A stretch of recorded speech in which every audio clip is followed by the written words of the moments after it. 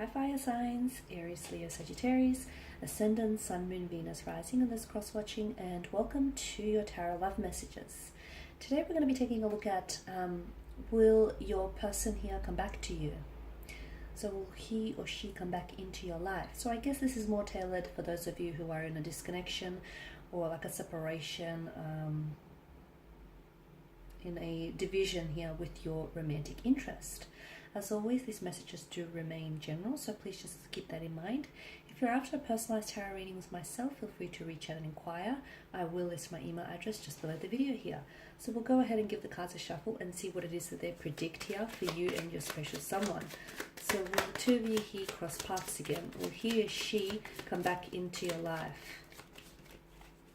Are they destined to come back into your life? Oh, okay, I feel like this card went flying out. You all saw that. The Nine of Cups.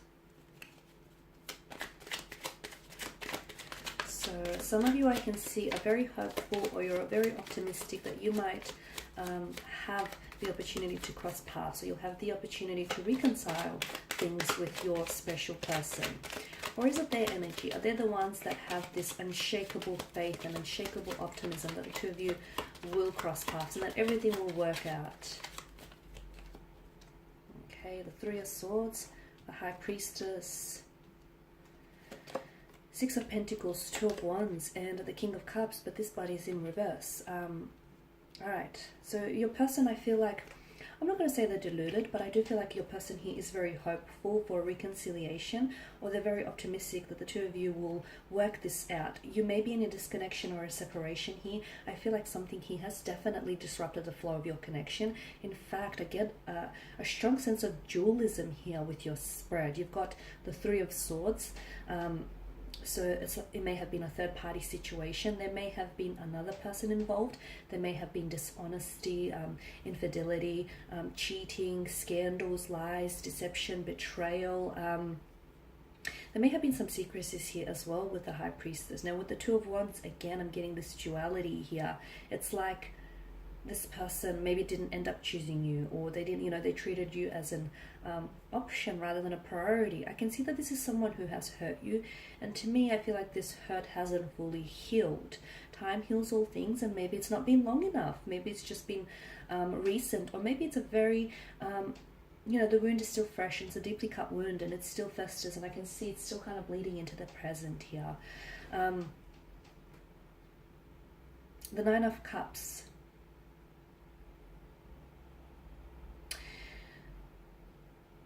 This is someone, your person feels as though you were like a dream come true. You were a wish fulfillment.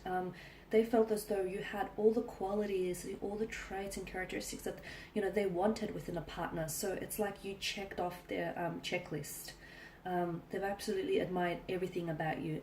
And unfortunately, it just so happens that sometimes people don't know what they have until until it's gone. And people have a tendency to take what's the treasures in front of them for granted here. So I can see that with the Three of Swords, either this person has hurt you by their words, by their actions, or by their intentions.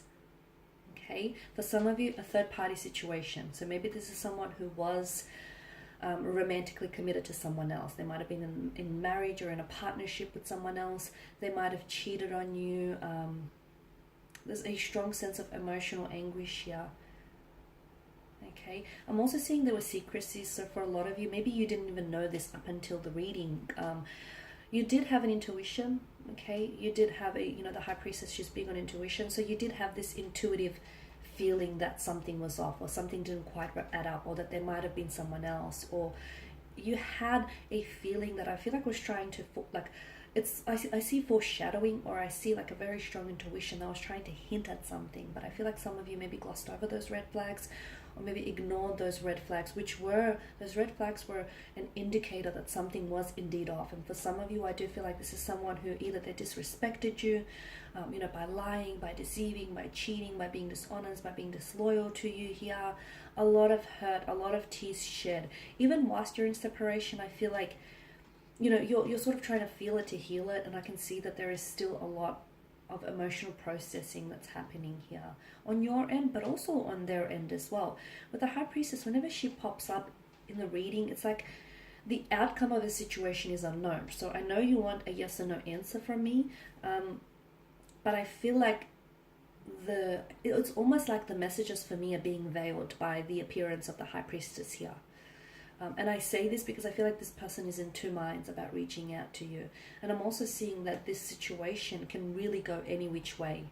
So there's a likelihood of them reaching out to you in the future when there's more emotional or mental awareness of what's happened between the two of you. Okay? But there's also likelihood that this person is so, either they feel so ashamed and so guilty that they will, that shame and that guilt would stop them from reaching out here. So I feel like the outcome here is very uncertain and quite unpredictable with the High Priestess appearance here. Now, but if your intuition here, if your intuition is trying to tell you something, like if some of you feel, you know, I've started the reading saying with the Nine of Cups, if you feel very optimistic or very hopeful that the two of you will reconcile, the two of you will work this out, then, you know, feel that, okay, and stick by your intuition, because your intuition is going to try, it's never going to steer you wrong, okay, and it's trying to communicate something to you. So if your intuition is telling you, yes, the two of you will work things out, or the two of you are going through, you know, a very emotionally challenging time, but everything will be okay. So if you're hopeful, and if you truly believe in the depths of your heart here that the two of you will work it out, you know, stay with that intuition, stay with that feeling. But however, if your intuition isn't, you know, is on the reverse side of this coin, and it's telling you that, you know, there is no possibility for reconciliation, or that the two of you are done and dusted, then it's very likely that there is truth to that as well. So, and if some of you are like, oh, I don't know what my intuition is saying, I don't know, I'm getting all sort of mixed messages, then what you need to do is you need to sit still, okay? You need to sit still, remove yourself away from too much noise, too much outside distractions, sit still with your thoughts and your feelings, because you do have that inner voice. Sometimes it screams really loudly to us, sometimes it faintly whispers, and it can be really hard to hear when it's faintly whispering. That's why you need to still your mind and just drown out the noise and listen to what it's trying to tell you something, because it is trying to communicate something to you, okay? It is trying to tell you something. The Six of Pentacles, there was a very strong lack of imbalance in the connection. So maybe you were more invested in this connection than your person was. Maybe you were putting a lot more energy, a lot more effort, and a lot more emotions into this than your person was. I'm also seeing there may have been like a different vibrational frequency the two of you were on. The two of you might have been mismatched from the very beginning. Okay, just because he or she might have been someone you wanted, it doesn't mean that the person was someone you needed. There's a difference there. Yeah, so I'm seeing you were a little bit mismatched. There's some sort of misalignment is what I'm seeing. I feel like there was one, and I don't know which end you're on, but there was, well, I suspect I know, but I feel like there was someone here who was doing all the giving and the other person who was doing all the taking. There was never a healthy balance. And I feel like you were the one that gave maybe too much of yourself away, and you were the one that invested way too much in this relationship. You have a choice though. You have a choice with the Two of Wands. For some of you, I'm getting closure. So I'm getting that some of you want to communicate with this person simply because you feel like it will give you some sort of closure here. It will allow you to close the book on this chapter. For some of you, I feel like there's a choice that you need to make. This person feels like a past energy, and they feel like this person, you know, they aren't a part of your present, at least not right now. And you're going to have to make the choice. Do you continue living in the past here, or do you start looking towards the future with optimism? The King of Cups tells me that this person here, their emotions are all over the place, to be honest with you.